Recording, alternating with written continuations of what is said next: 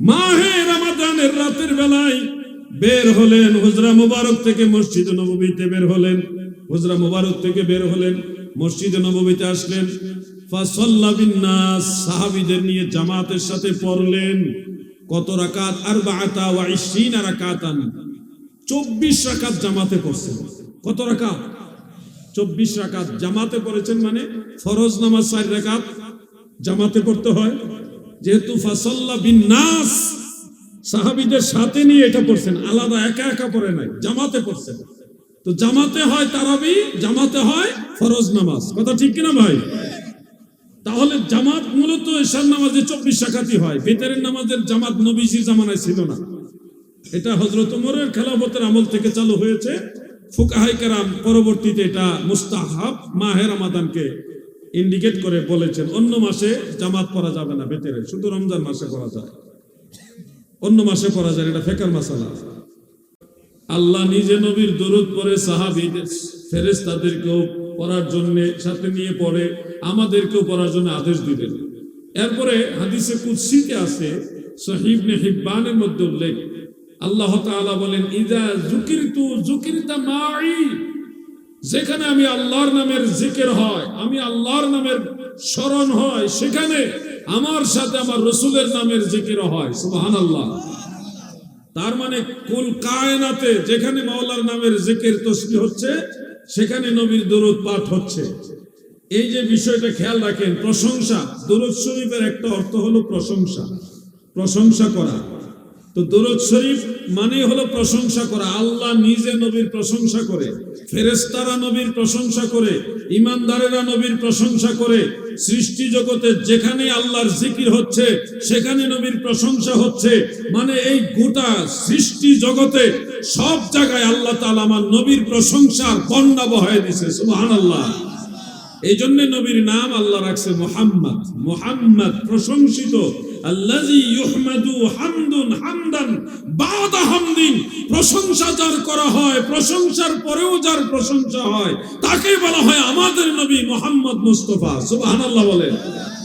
এই বিশ্ব জুড়ে ঘুরে, এই সারা জাহান ঘুরে, যার জোড়া পাবে না আমার নবীর মতো আর নবী পাবে না, আমার নবীর মতো আর নবী পাবে না। যার ইশকে মত্ত হলেন খোদ আল্লাহ রব্বানা, যার ইশকে মত্ত হলেন খোদ আল্লাহ রব্বানা, আমার নবীর মতো আর নবী পাবে না, আমার নবীর মতো আর নবী পাবে না। এমন নবীর উম্মত হয়ে আপনারা খুশি না বেজার? যার প্রশংসাকারী স্বয়ং সৃষ্টিকর্তা আল্লাহ নিজে। আল্লাহ যার প্রশংসা করে, একলা করে না, সব ফেরেশতাদেরকে বলছে তোমরাও আমার নবীর প্রশংসা করো। ঈমানদার বান্দা বান্দীদেরকে বলছে তোমরাও আমার নবীর প্রশংসা করো। সৃষ্টি জগতে যেখানে আল্লাহর জিকির হয়, সেখানেই আদেশ করা হয়েছে যে আমার জিকির যেখানে হবে সেখানে নবীর প্রশংসা হবে। তো কুল কায়নাতের সবই তো আল্লাহ আমার নবীর মহব্বতে সাজাইছে। তো এই নবীর উম্মত আল্লাহ দয়া করে আমাদেরকে বানাইছে। আল্লাহ চাইলে আগের নবীর উম্মতের কাতারও রাখতে পারতেন, নূহ নবীর উম্মত বানাইতে পারতেন, ইদ্রিস নবীর উম্মত বানাইতে পারতেন, ইয়াহইয়া আলাইহিস সালামের উম্মত বানাইতে পারতেন। অন্য নবীদের উম্মত বানাইছে না। আল্লাহ আপনারে আমারে আখিরি নবী রাহমাতুল লিল আলামিন নবীর উম্মত বানাইছে। এটাকে আল্লাহ আমাদের দয়া করছে না? কি দয়া করে না আল্লাহ আমাদেরকে?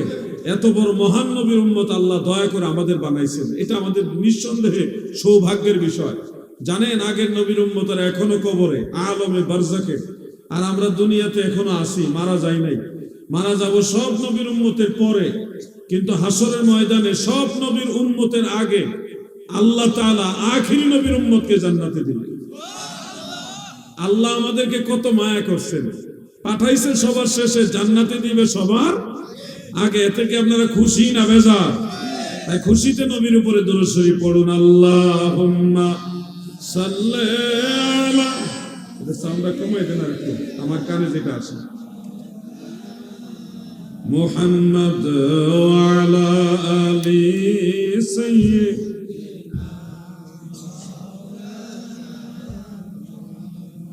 এটা কি খুশির দুরূদ শরীফ বেশি কমে গেছে?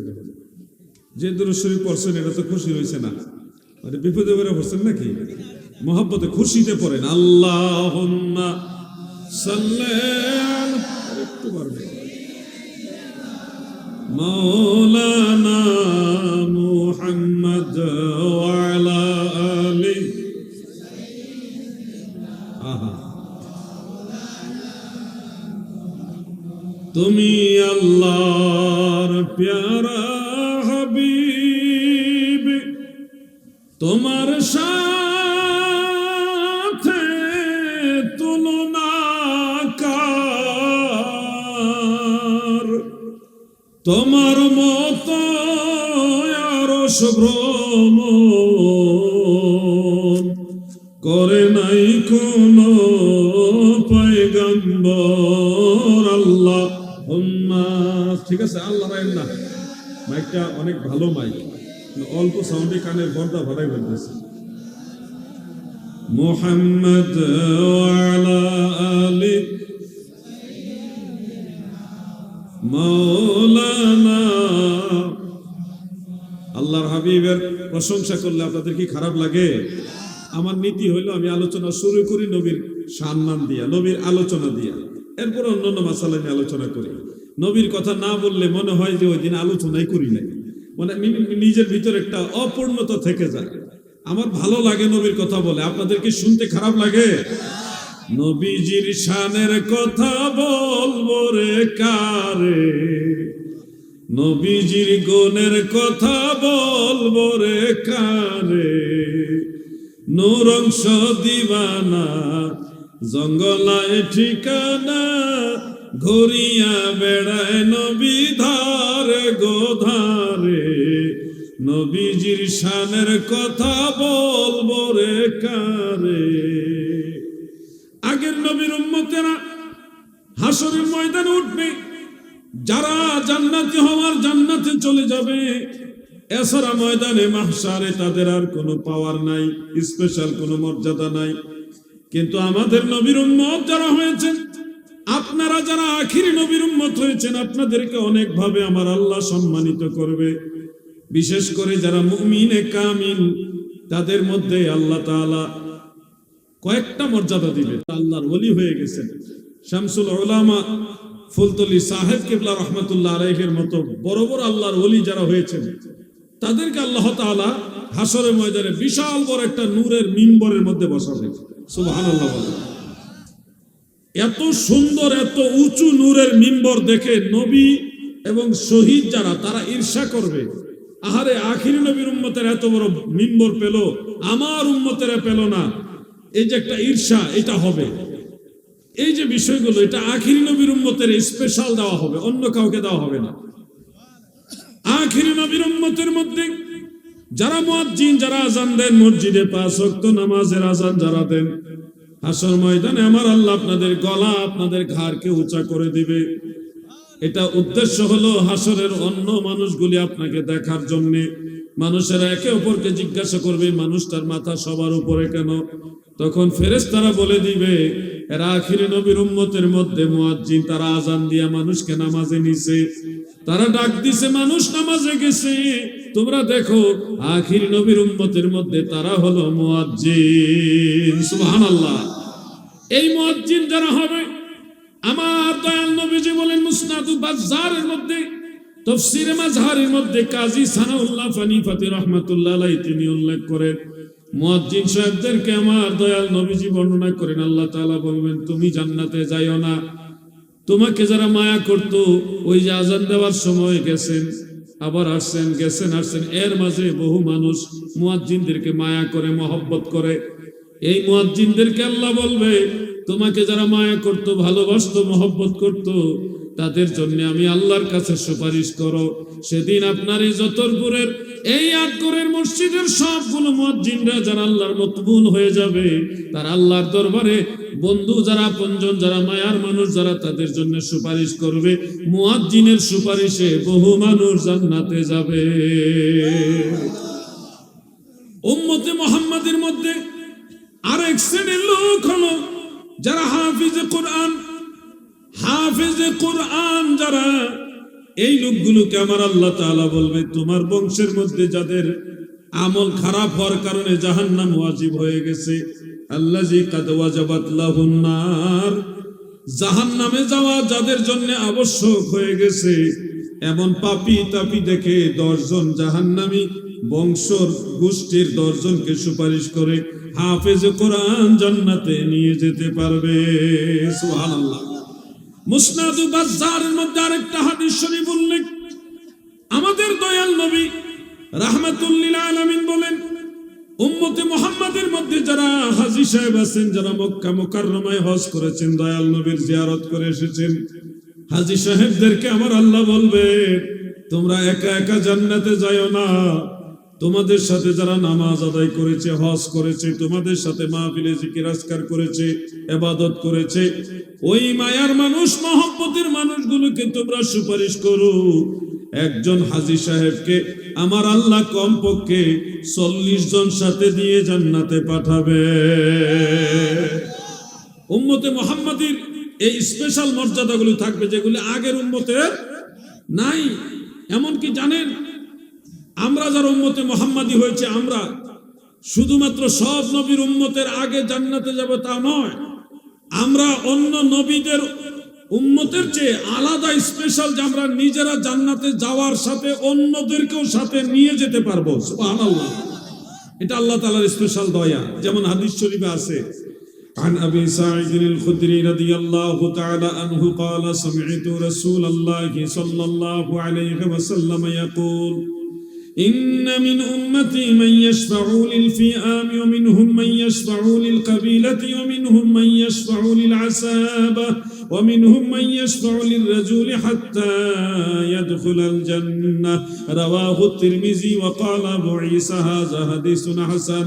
আল্লাহর হাবিব রাহমাতুল লিল আলামিন বলেন, আমার উম্মতের মাঝে এমন উম্মত আছে গো,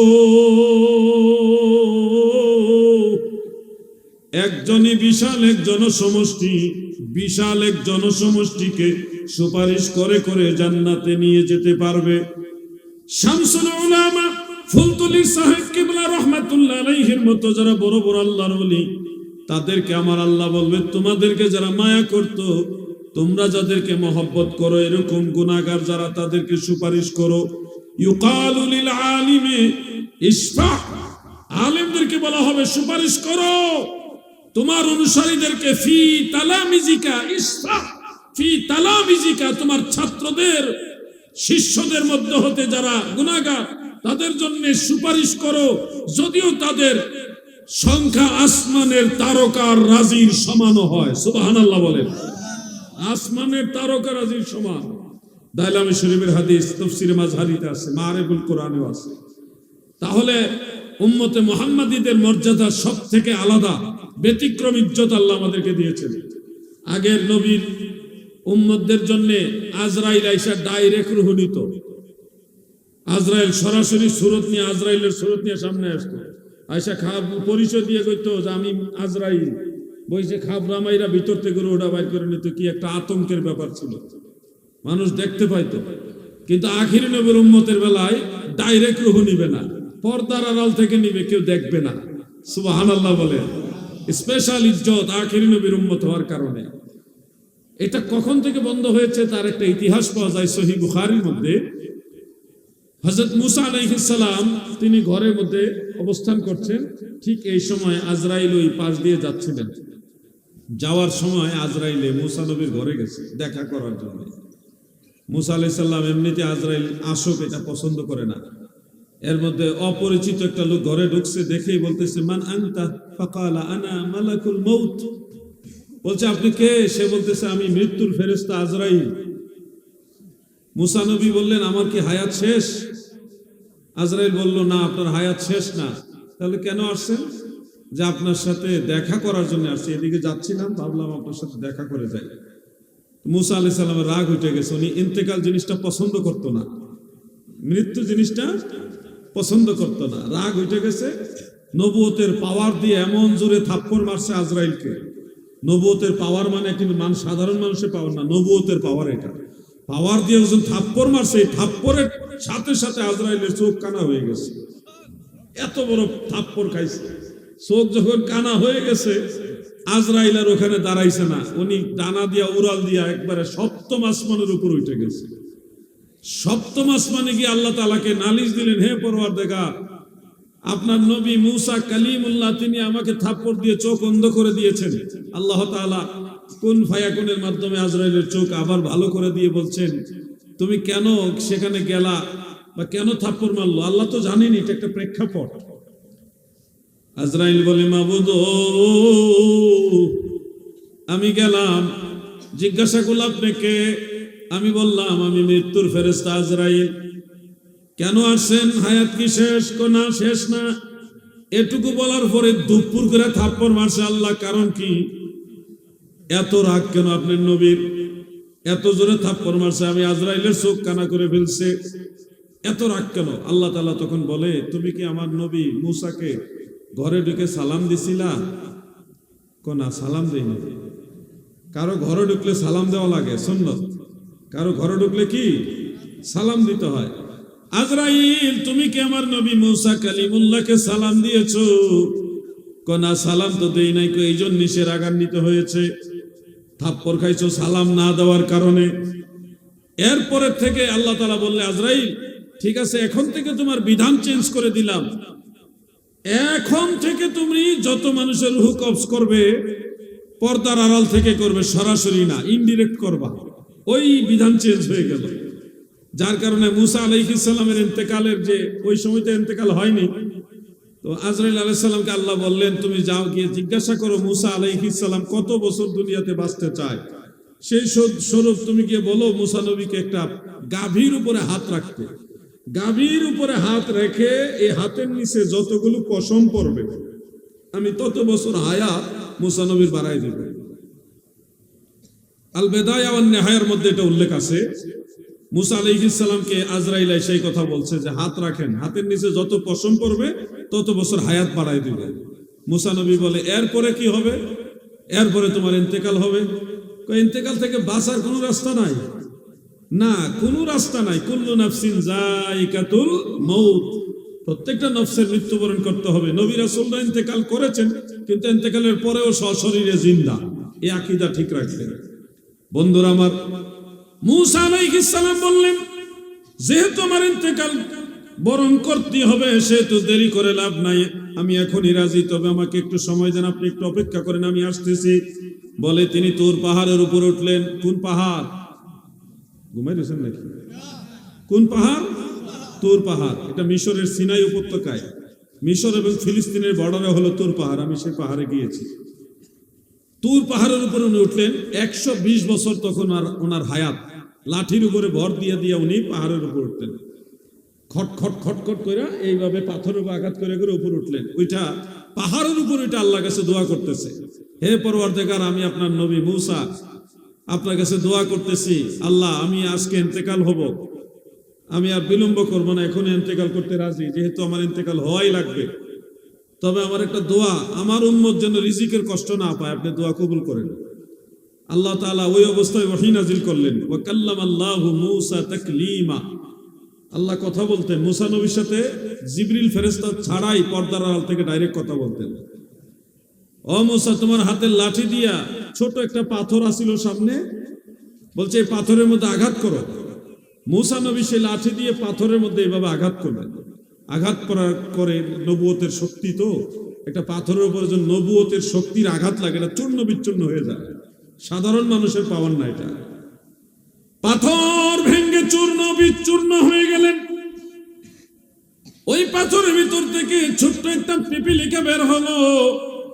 যেই পিপিলিকার মুখে খাবার আছে। আমার আল্লাহ বলে, বন্ধু নবী মুসা গো,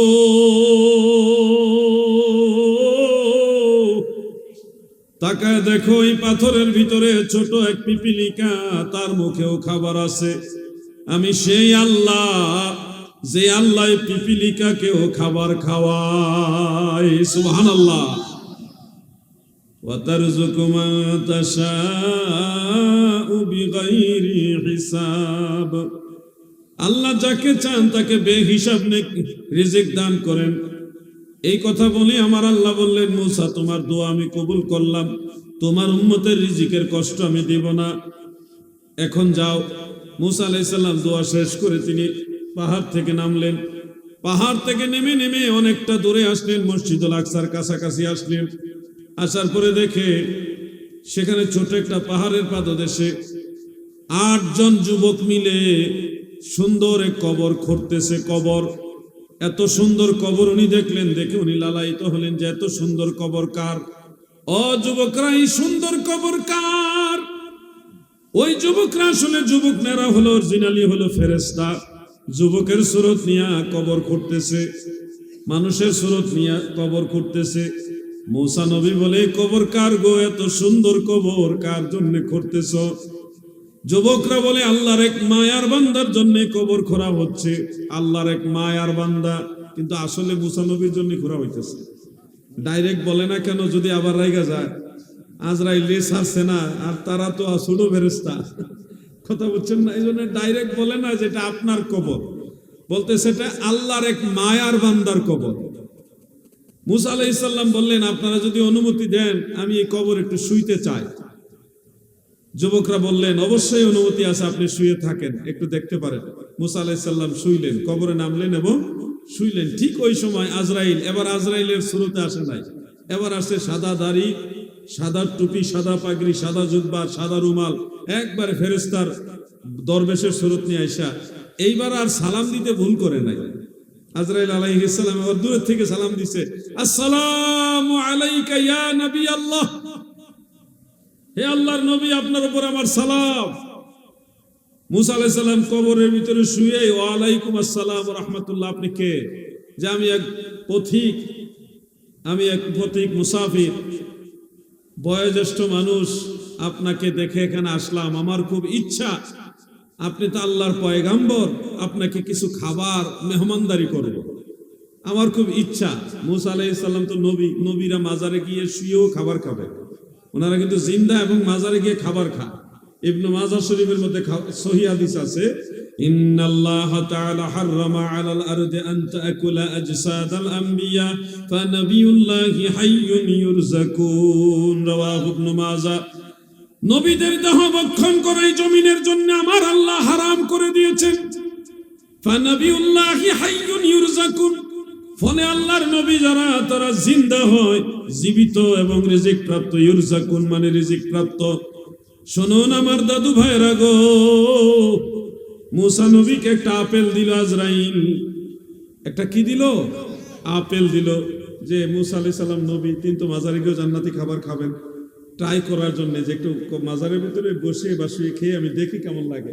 তিনি আপেলটা নিলেন, খাবেন, প্রস্তুতি নিচ্ছেন। ঠিক এই সময় আজরাইল আলাইহিস সালাম চুপচাপ আপনার রূহ মুবারক কবজ করে নিয়ে চলে গেছে। সুবহানাল্লাহ বলেন। এইভাবে মূসা আলাইহিস সালামের ইন্তেকাল হয়েছে। ওনার মাজার শরীফ কোথায় চিহ্ন নাই, কিন্তু আমি ওনার মাজার শরীফ খুঁজে বের করছি। কেমনে বের করছি? মূসা নবীর মাজারের কোনো চিহ্ন নাই। উনি যে জায়গায় দাঁড়ায় আল্লাহর সাথে কথা বলতেন পাহাড়ের উপরে, ওই জায়গার মধ্যে একটা মাজার সদৃশ জায়গা আছে।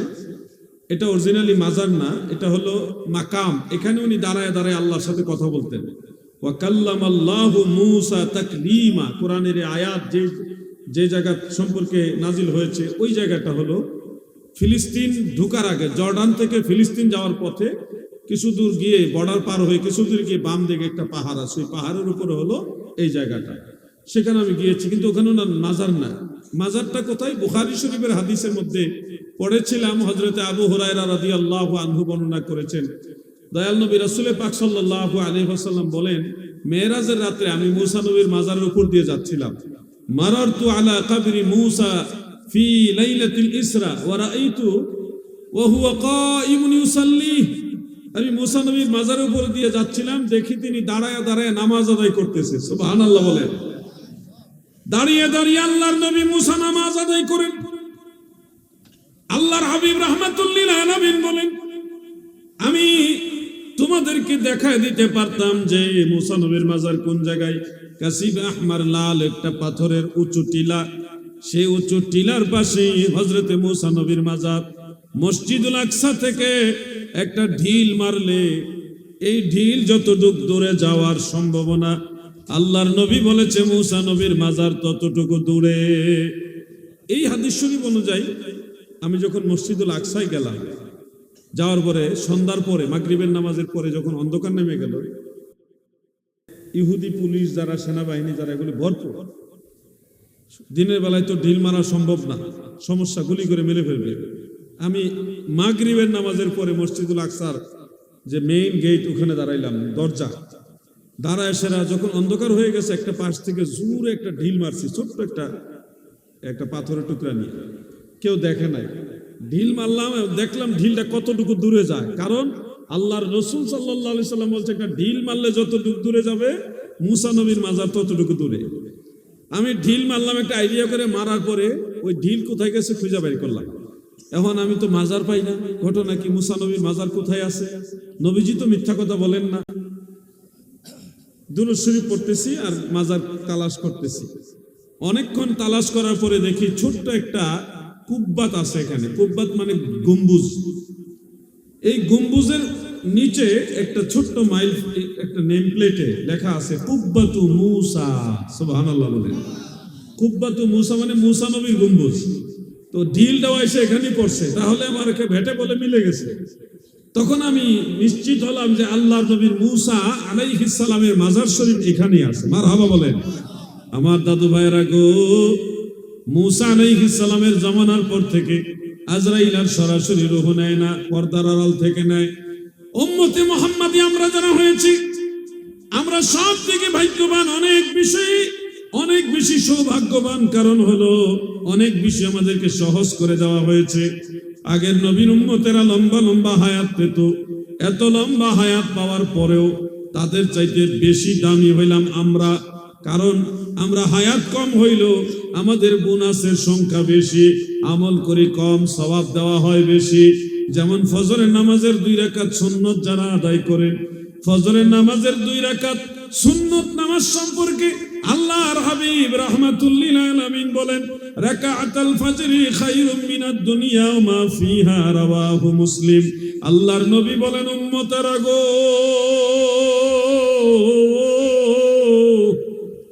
ফজরের 2 রাকাত সুন্নত যদি এক পাল্লায় রাখা হয়, গোটা দুনিয়ার সমস্ত ধন সম্পদ অর্থ করি সব যদি আরেক পাল্লায় রাখা হয়, ফজরের নামাজের সুন্নতের সমান হবে না। সুবহানাল্লাহ। কত দামি নামাজ আল্লাহ আমাদেরকে দিয়েছে। এখানে একটা মাসআলা আপনারা জেনে রাখেন।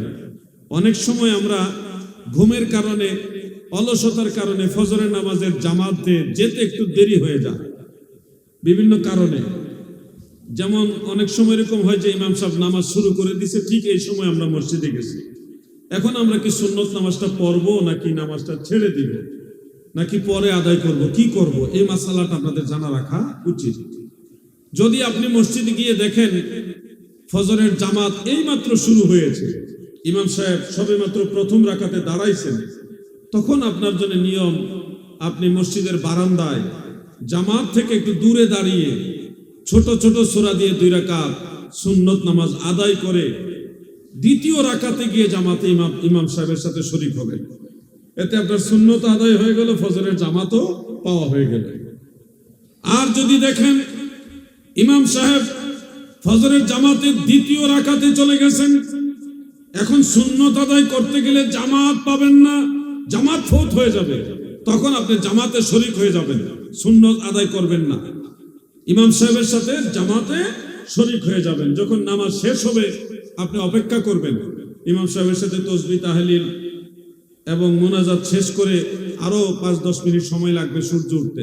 সূর্য যখন উঠবে তখন আপনি ফজরের 2 রাকাত সুন্নত নামাজ আদায় করবেন। কথাটা কি মনে থাকবে? মনে থাকবে না? হয়তো আপনার প্রশ্ন আসতে পারে, হুজুর ইমাম সাহেব ফরজ নামাজ সালাম ফিরায় ফেললে অন্যরা তাসবিহ তাহলিল পড়ুক, আমি তো সুন্নতটা পড়ে নিতে পারি, তখন কেন পড়তে পারবো না? উত্তর হলো, আমার নবীজির হাদিস শরীফ, عن أبي هريرة رضي الله تعالى عنه قال نهى رسول الله صلى الله عليه وسلم عن صلاة بعد الفجر حتى تطلع الشمس وبعد العصر حتى تغرب الشمس متفق عليه। হযরত আবু হুরায়রা রাদিয়াল্লাহু আনহু বর্ণনা করেন, আল্লাহর হাবিব রাহমাতুল লিল আলামিন আমাদের প্রিয় নবীজি রাসূল আকরাম সাল্লাল্লাহু আলাইহি ওয়াসাল্লাম, দয়াল নবীজি 2টা সময়ে নামাজ পড়তে নিষেধ করেছেন। একটা হলো ফজরের ফরজ নামাজের পরে সূর্য উদয়ের আগে এই সময়টা, ফজরের ফরজ নামাজের পরে সূর্য উদয়ের আগে এই সময়টা নামাজ পড়া সুন্নত নফল পড়া নবীর নিষেধ। আরেকটা হলো আসরের ফরজ নামাজের পরে সূর্য অস্ত যাওয়ার আগে এই টাইমে সুন্নত নফল নামাজ পড়া নিষেধ। যেহেতু আমার নবীর নিষেধ ফজরের ফরজের পরে সূর্য উদয়ের আগে কোনো ধরনের সুন্নত নফল নামাজ পড়া যাবে না, সেহেতু আপনি চাইলেও ফজরের ফরজের পরে সুন্নত পড়তে পারবেন না। সূর্য ওঠার পরে আপনি সুন্নত আদায় করবে। এবার বিষয়টা ক্লিয়ার হয়েছে? আমরা নবীজির কথা মানি, এই জন্যই আমরা যেভাবে মন চায় ওইভাবে চলতে পারি না। অনেক লামাযহাবী আছে আপনাদেরকে বিভ্রান্ত করবে, একটা হেজিটেশনে ফেলে দিবে, সমস্যার মধ্যে ফেলে দিবে ধর্মীয় মাসালা। তারা বলবে পরে নিবেন অসুবিধা নাই, অথচ নবীজির নিষেধ ফরজের পরে সূর্য ওঠার আগে সুন্নত নফল পড়া নবীজির কি নিষেধ। যার কারণে শারহু মাআনিল আসার অন্যান্য কিতাবে অনেকগুলো হাদিস শরীফ রয়েছে। হযরত ইবনে আব্বাস, হযরত ইবনে ওমর, আবু মুসা আশআরী, আবু দারদা রাদিয়াল্লাহু আনহুম, এরকম বড় বড় সাহাবীরা তারা যখন ফজরের ফরজ নামাজ গিয়ে জামাতে শরীক হইতেন, সুন্নত পাইতেন না, তখন ওনারা কি করতেন? হয় প্রথম রাকাতে হইলে দূরে দাঁড়ায় সুন্নত পড়ে নিতেন, এরপরে দ্বিতীয় রাকাতে জামাতে শরীক হইতেন, আর না হয় সূর্য ওঠার পরে ওনারা সুন্নত পড়তেন। এটা হলো সাহাবাই কারাম এভাবে করতেন। তাও একজন দুইজন না, এক জামাত সাহাবাই কারাম এভাবে আমল করতেন। আপনি যদি এখন বলেন অমুক হাদিস আছে একামত হয়ে গেলে আর কোনো নামাজ পড়া যাবে না, ভাই এক হাদিস মেনে আর এক হাদিস অস্বীকার করা যাবে না। ফজরের সুন্নত আর অন্য নামাজের সুন্নত এক না। অন্য নামাজের সুন্নতের চেয়ে ফজরের সুন্নতের গুরুত্ব অনেক বেশি। এই জন্যই তো সাহাবাই কারাম এটার গুরুত্ব দিতে গিয়ে জামাত শুরু হয়ে গেছে, তা সত্ত্বেও ওনারা দূরে দাঁড়িয়ে 2 রাকাত সুন্নত পড়া তারপরে দ্বিতীয় রাকাতে জামাতে শরীক হইতেন। এখন যদি বলেন না আমরা ভুল করে ফজরের জামাত শুরু হয়ে গেলে সুন্নত পড়াটা ভুল, তাহলে আপনার এই কথা তো সাহাবাই কারামও ভুল করছে, এটা প্রমাণ হয়। নাউজুবিল্লাহ। সাহাবাই কারামের কর্ম আমাদের ধর্ম। আমার নবীজি বলেছেন মা আনা আলাইহি ওয়া আসহাবি, যারা নবীজিকে এবং সাহাবীদেরকে অনুসরণ করে তারা জান্নাতি। সুবহানাল্লাহ বলেন। আর আপনারা যদি বলেন সাহাবারা ভুল করছে বা আমরা ভুল করছি সাহাবীদের অনুসরণ করার কারণে, তাহলে তো আপনি সাহাবীদেরকে ভুল পথের পথিক বানাইলেন। আপনি নিজে ঠিক বানাইতে যায়, নিজেকে হক বানাইতে যায় সাহাবীদেরকে গুমরা বানাচ্ছেন। নাউজুবিল্লাহ। এই ধরনের দৃষ্টিভঙ্গি যদি থাকে তাহলে জান্নাত নসিব হবে না। আল্লাহ তাআলা তাদের ফিতনা থেকে আমাদের হেফাজত করুক, বলেন আমিন। মহব্বতে বলেন আমিন। এই মাসআলাগুলি হলো প্রাত্যহিক জীবনে প্রয়োজনীয় মাসআলা। আমাদের কাহিনী ইসলামী ঘটনাও জানতে হবে, কিছু মাসালাও জানতে হবে। কি আপনারা বেজার হয়েছেন নাকি? আমি 2-1টা মাসালা মাঝে মধ্যে বলি, আশা করি দেখেন লোকজন প্রচুর লোক হয়ে গেছে মাহফিলে। আমাদের অনেক যুবক যারা হাঁটাহাঁটি করতেছে, ওনারা জায়গা আসেনি পিছনে, আপনারা একটু সামনে যদি আগান ভালো হয়, আরেকজন ভাইকে বসার জায়গা দেন, আল্লাহ খুশি হবে, আমার দয়াল নবী খুশি হবে। আরেকজন ভাইকে বসার জায়গা করে দেন, এটার উসিলা আল্লাহ জান্নাতে আপনার জায়গা করে দিতে পারে। আপনার নেক নিয়ত করে সামনে আগে আসেন, আরেকজন ভাইকে বসার জায়গা দেন।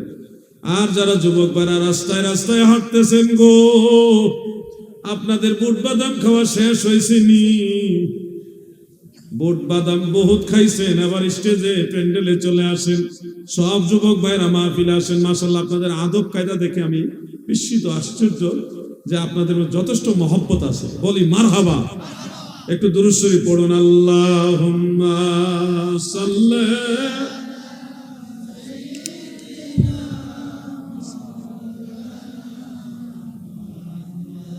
ওয়া আলা আলি সাইয়্যিদিনা।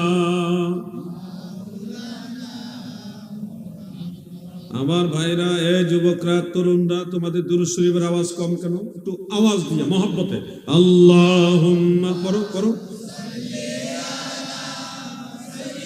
মাশাআল্লাহ, এই তো সুন্দর।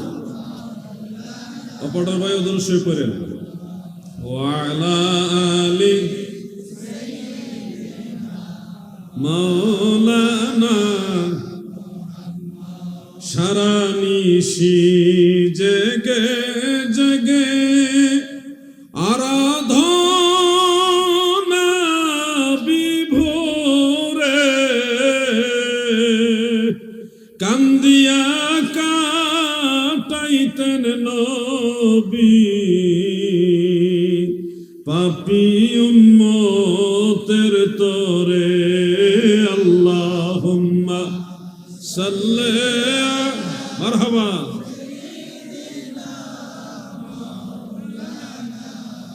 মুহাম্মদ ওয়া আলা আলি আহা মাশাআল্লাহ মাশাআল্লাহ।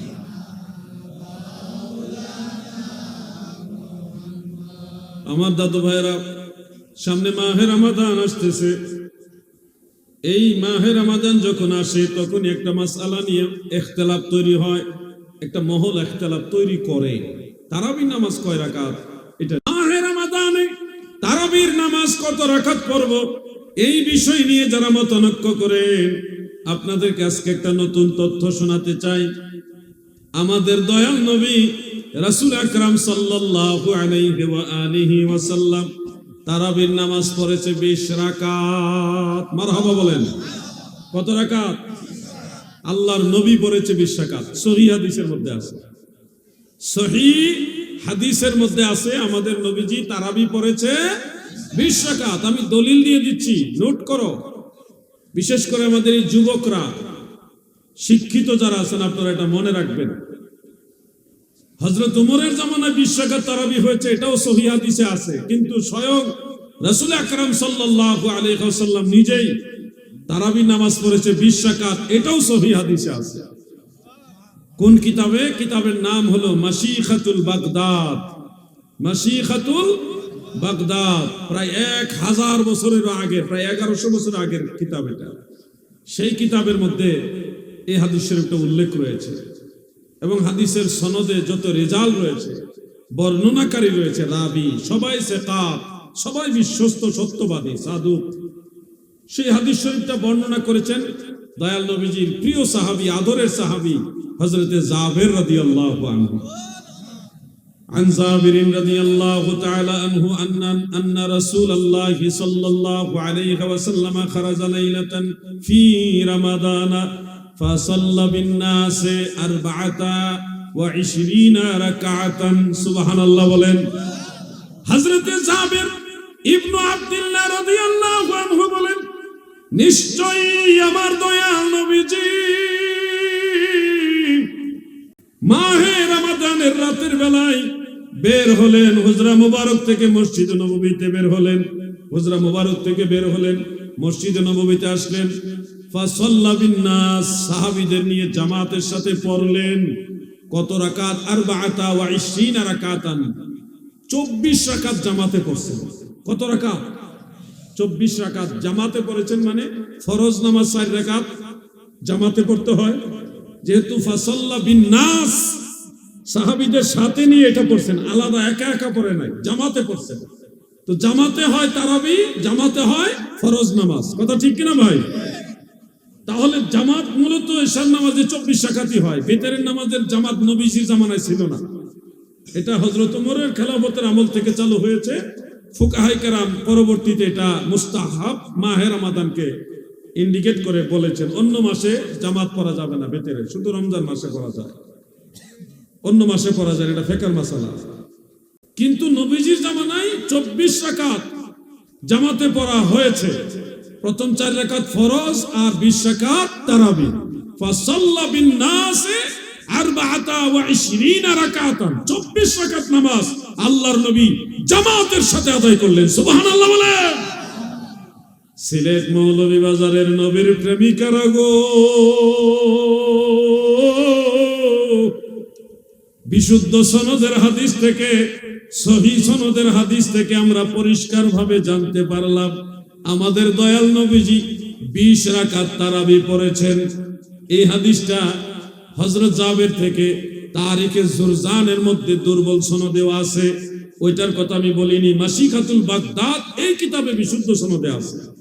সেই বিশুদ্ধ হাদিস থেকে জেনে আমরা এখন থেকে নির্দ্বিধায় সবাই 20 রাকাত তো আগেও পড়ছি, এখন মনের ভিতরে একটা সাকিনা আসলো, একটা প্রশান্তি আসলো যে বাতিলরা যদিও আমাদের নামাজ কমাইতে চায়, এরা ধোঁকাবাজ, এরা মানুষের আমল নষ্টকারী। আমরা যারা 20 রাকাত তারাবি পড়ি আমরাই নবীর দলে আছি, ঠিক কিনা বলেন? আমরা যারা 20 রাকাত পড়ি আমরা সহিহ হাদিসের উপর আমল করতেছি। কেউ যদি হাদিস শরীফ নিয়ে আরো বিস্তারিত বুঝতে চান আমাকে বলবেন, আমি আপনাকে সহযোগিতা করব। কিন্তু মনে রাখবেন, আমল কমাইবার ধান্দা করেন না, আমল কমাইবার ধান্দা করে শয়তান। প্রিয় নবীজি 20 রাকাত তারাবি পড়েছেন বিধায় সাহাবাই কারাম ঐকমত্যে সর্বসম্মতিক্রমে 20 রাকাত তারাবি পড়েছেন। যেমন হাফিজুল হাদিস ইমাম দিয়াউদ্দিন মাকদিসি রাহমাতুল্লাহ আলাইহি আল আহাদিসুল মুখতারা সেই কিতাবের মধ্যে হাসান সনদের আরেকটা হাদিস এনেছেন। হযরত উবাই ইবনে কাব রাদিয়াল্লাহু আনহু তিনি বর্ণনা করেছেন, আমারা ওমর ইবনুল খাত্তাব রাদিয়াল্লাহু আনহু উবাইয়ান, হযরত ওমর ইবনুল খাত্তাব হযরত উবাই ইবনে কাবকে আদেশ দিয়েছেন লোকেদেরকে নিয়ে উনি যেন ফাসাল্লা বিহিম, তিনি যেন লোকদেরকে নিয়ে নামাজ আদায় করেন 20 রাকাতান। এটা হযরত ওমরের আদেশ। উনি আমিরুল মুমিনিন, মুমিনদের আমির, সারা পৃথিবীর মুসলমানদের আমিরুল মুমিনিন, তিনি খলিফাতুল মুসলিমিন। তিনি আদেশ দিলেন, হে উবাই ইবনে কাব, তুমি লোকদের নিয়ে 20 রাকাত তারাবি পড়ো। যার দরুন আমরা দেখেছি হাফিজুল হাদিস ইমাম বাইহাকি রাহমাতুল্লাহ আলাইহির দুইটা কিতাবে, একটা হলো মারিফাতুস সুনান ওয়াল আসার, আরেকটা হলো as-সুনানুল কুবরা লিল বাইহাকি, দুইটা কিতাবে আরেকটা হাদিস শরীফ রয়েছে হযরত সাঈদ ইবনে ইয়াজিদ রাদিয়াল্লাহু আনহু থেকে। সেখানে উল্লেখ রয়েছে, কানু ইয়াকুমুনা ফি আহদ উমর ইবনুল খাত্তাব রাদিয়াল্লাহু আনহু বি20 রাকাতান। হযরত ওমরের খেলাফতের আমলে আমার নবীর সব সাহাবারা সর্বসম্মতিক্রমে 20 রাকাত তারাবি পড়েছে। এই জন্য হাফিজুল হাদিস ইমাম ইবনে আব্দুল বার রাহমাতুল্লাহ আলাইহি আল ইস্তিসকার সেই কিতাবের মধ্যে লিখেছেন, ওয়া হুয়া সহিহ আন উবাই ইবনে কাব, অর্থাৎ উবাই ইবনে কাব থেকে 20 রাকাত তারাবির বিষয়টা সহিহ। কি এটা? কি সহিহ? এরপরে তিনি বলতেছেন যে বিগাইরে খিলাফিন মিনাস সাহাবা, সাহাবাই কেরামের কোন ধরনের মতানৈক্য ছাড়াই সর্বসম্মতিক্রমে 20 রাকাত তারাবি পড়ার বিষয়টা সহিহ, এটা প্রমাণিত। মারহাবা বলেন। ইমামুল হারামাইন মোল্লা আলী কারি রাহমাতুল্লাহ আলাইহি এজন্য মিশকাতের সরা মিরকাতের মধ্যে লেখেন, আজমা আস-সাহাবা আলা আন্না তারাবিহ 20 রাকাতান। সাহাবীদের মধ্যে ইজমা হয়েছে। ইজমা মানে ঐকমত্য, সব সাহাবারা একমত হয়ে গেছে যে তারাবির নামাজ হলো 20 রাকাত। মারহাবা বলেন।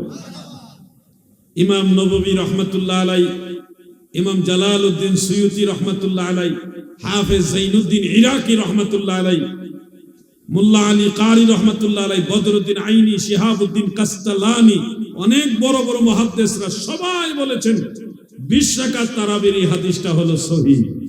তাহলে আমরা যারা 20 রাকাত তারাবি পড়ি, আমাদের বাবা দাদা পূর্বপুরুষ মুমিন মুসলমানেরা 20 রাকাত তারাবি পড়েছে, আমরা সহিহ হাদিসের উপরে আছি।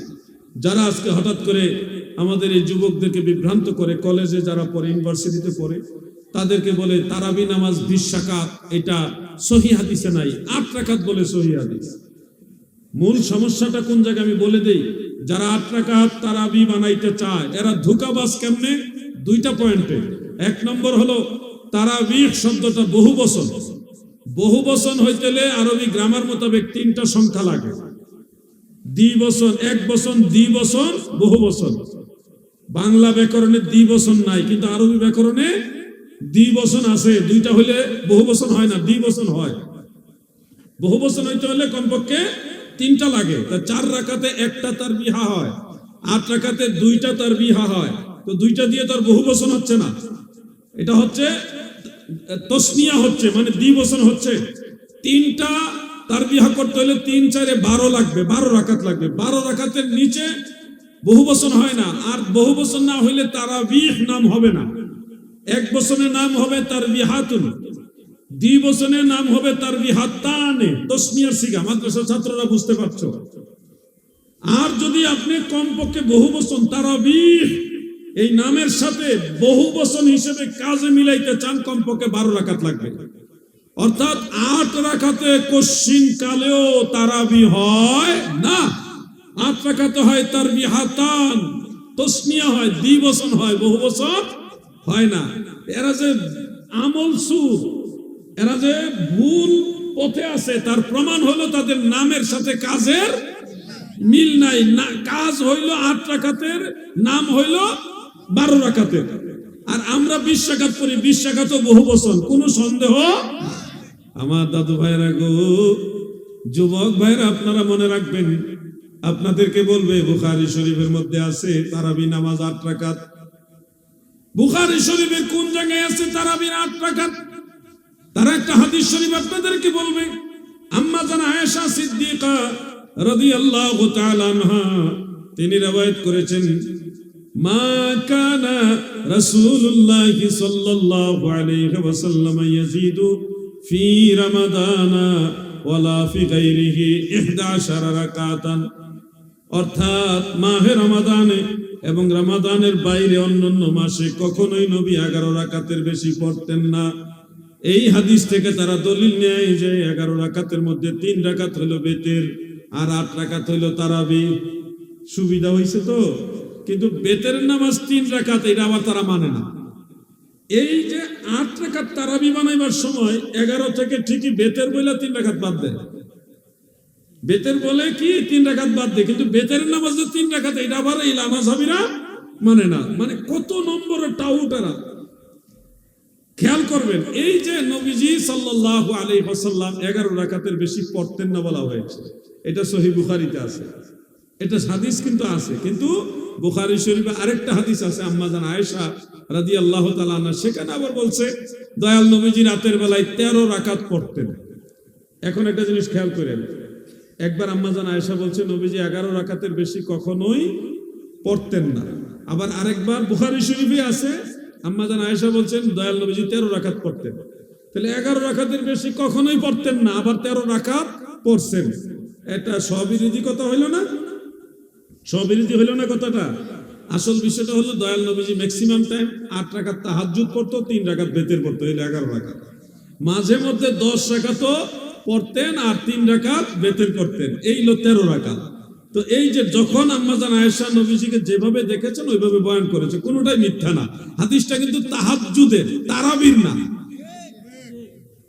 খুব মনোযোগ দিয়ে কথাগুলো শুনবেন।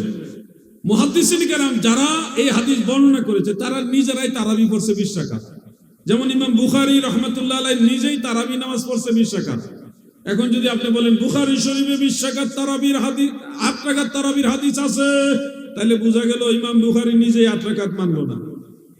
নিজের কিতাবে 8 রাকাতের কথা যদি তারাবি থাকে তাহলে তো উনি 8 রাকাত পড়তো, তাই না? উনি তো 8 রাকাত পড়েন না, উনি তো 20 রাকাত পড়ছে। বুখারী শরীফের মুকদ্দমার মধ্যেই আছে উনি 20 রাকাত তারাবি পড়তেন। তার মানে বোঝা গেল উনি ঠিকই পড়ছেন, কারণ যেই হাদিসটাকে তারা তারাবির হাদিস বানাইছে এটা তারাবির হাদিস না, এটা তাহাজ্জুদ নামাজের হাদিস। আর নামাজ হলো 2 রকম, একটা তাহাজ্জুদ, এটা শেষ রাতে পড়ে, আর তারাবিরটা পড়ে প্রথম রাত্রে এশার নামাজের পরে। এই 2টা নামাজ রয়েছে। আল্লাহ তাআলা সকল প্রকার ফিতনা থেকে আমাদের হেফাজত করুক, বলেন আমিন। সবাই বলেন আমিন। মাহে রমাদান আসতেছে, সেই সুবাদে আমি একটা গুরুত্বপূর্ণ মাসালা আপনাদের বলে দিই। অনেকের বয়সের কারণে রোজা রাখতে পারেন না, এমন মুরব্বী আছে না নাই? ঘুমাই রেছেন আপনারা? আবার অনেকে দেখা যায় বয়স হয় নাই কিন্তু হুদাহুদি গ্যাস্ট্রিকের দোহাই দিয়ে রোজা রাখে না, আছে না ভাই? ফাঁকি কারে দিচ্ছেন? আল্লাহকে ফাঁকি দেওয়া যায় না। এই দুনিয়া মুসাফির খানা, মন জানো না কত মানুষ আইলো গেল রইল না, কত মানুষ আইলো গেল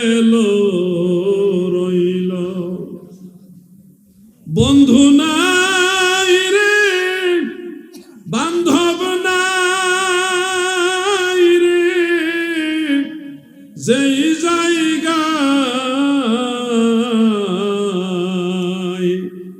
ওই জায়গার বান্ধব নবী মুস্তাফা আল্লাহুম্মা সাল্লি আহা মাশাআল্লাহ ওয়া আলা আলি সাইয়্যিদিনা মুহাম্মদ ওয়া আলা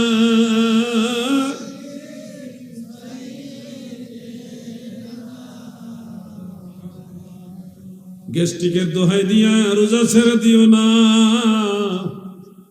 নিয়মতান্ত্রিক ভাবে আপনারা রোজা রাখেন, দেখবেন গ্যাস্ট্রিক আল্লাহ পাক দয়া করলে মাফ করে দিবেন।